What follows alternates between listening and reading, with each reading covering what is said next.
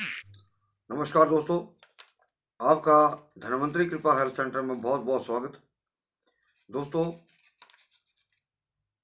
कुटज घनबटी कुटजारिष्ट ये संग्रहणी की दवा नहीं है।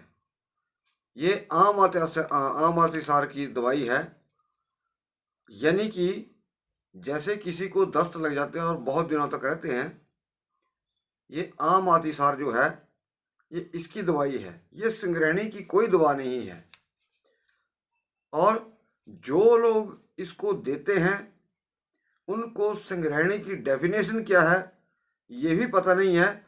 तो दोस्तों, आज मैं आपको संग्रहणी के कारण और लक्षण ये क्या होते हैं, संग्रहणी क्या है, ये सारी मैं बातें इस वीडियो के अंदर बताने वाला हूँ।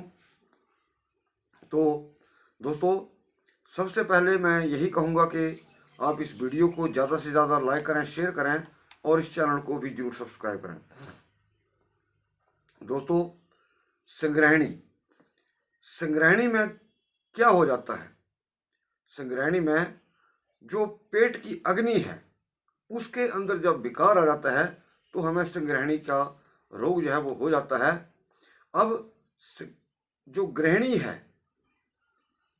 है वो कच्चे अन्न को, और जब वो पच जाता है यानी कि पचा करके गुदा से बाहर ये गृहिणी निकाल देती है, पका करके पचा करके बाहर निकालती है।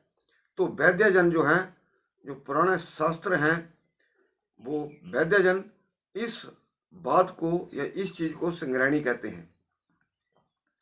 अब पेट की अग्नि कैसे विकारी हो जाती है तो इस वीडियो के माध्यम से आप जानेंगे। और संग्रहणी दोस्तों 3 प्रकार की होती है, वातज, पित्तज, कफज। और तीनों के कारण और लक्षण मैं आपको बताने वाला हूँ। और जब तक कोई भी व्यक्ति बिना कारण जाने उस बीमारी का इलाज करता है वो ठीक नहीं होती है। दोस्तों, नंबर 1 कि संग्रहणी का अभी तक मार्केट में कोई दवाई नहीं है, किसी भी प्रकार की कोई दवाई नहीं है।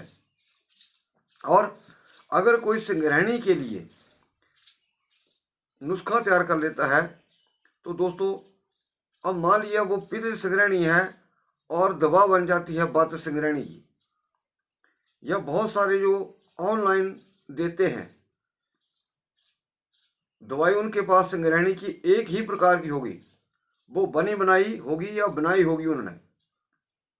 लेकिन दोस्तों, मैं जो दवाई देता हूँ वो उस वक्त देता हूँ पहले मरीज का पूरा डाटा पूछा जाता है, फिर उसी हिसाब से दवाई तैयार की जाती है, तब आदमी को या रोगी को आराम मिलता है।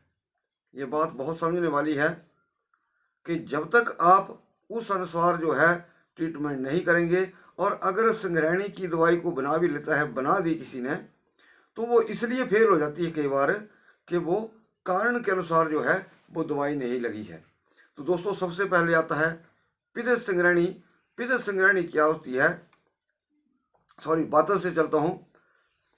वातज संग्रहणी अधिक खान पान, मिथ्या आहार, अधिक मैथुन करना और बादी वाली चीजें खाना, और जिससे क्या होता है कि वातज संग्रहणी हो जाती है। वातज संग्रहणी के जो उपद्रव हैं, ये लक्षण हैं, वो क्या क्या होते हैं ये भी जान लेते हैं।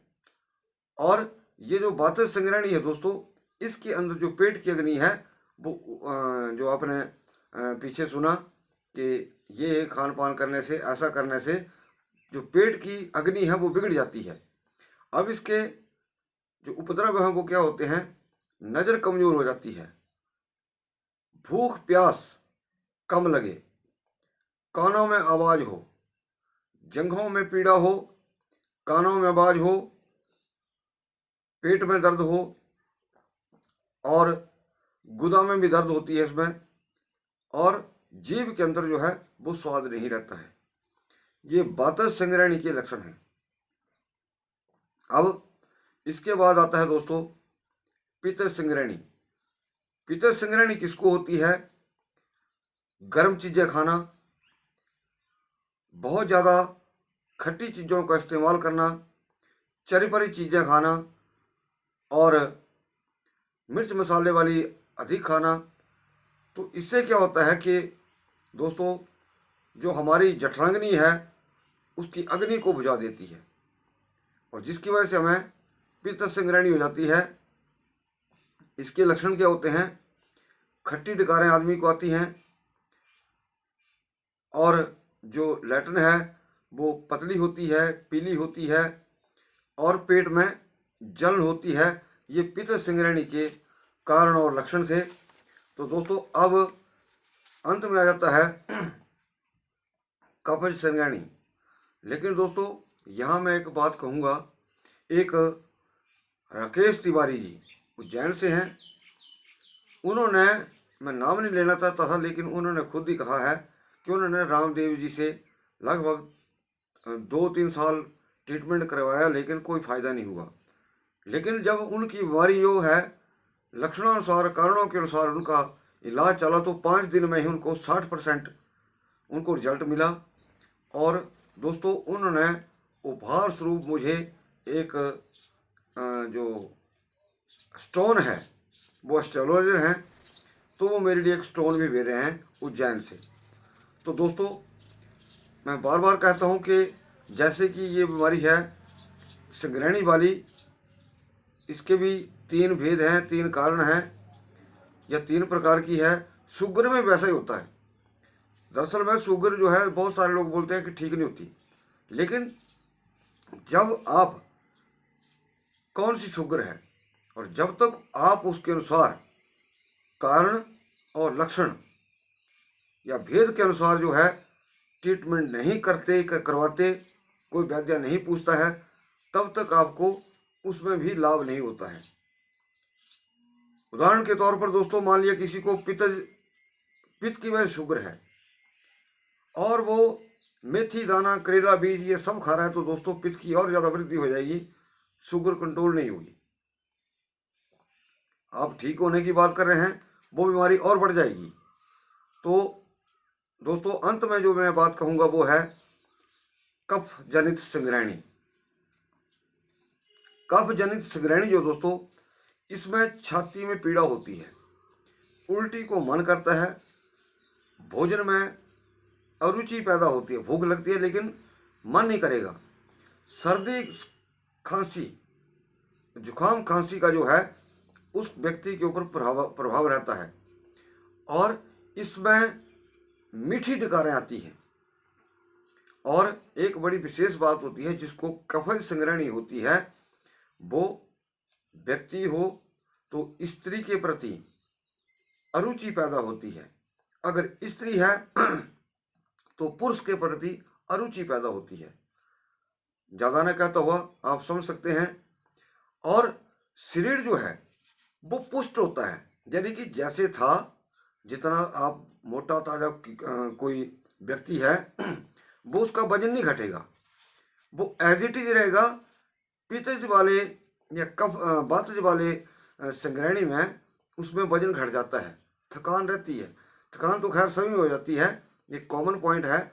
लेकिन इसमें जो एक चीज़ आती है, वो शरीर आपका कमज़ोर नहीं पड़ेगा, बल्कि आपका बल जो है वो अत्यधिक क्षीण हो जाता है और इस कफज संग्रहणी के अंदर म्यूकस भी बाहर निकलता है और जिसकी वजह से जो आलस्यपन है वो ज़्यादा होता है।